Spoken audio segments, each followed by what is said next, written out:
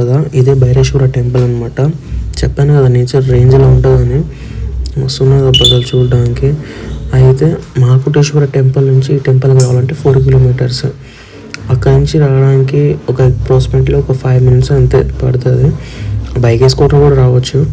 ఇది చూసారు కదా, ఇక్కడ టెంపుల్స్ పొద్దున్న పూజ చేస్తే మళ్ళీ ఈవినింగ్ చేస్తారు.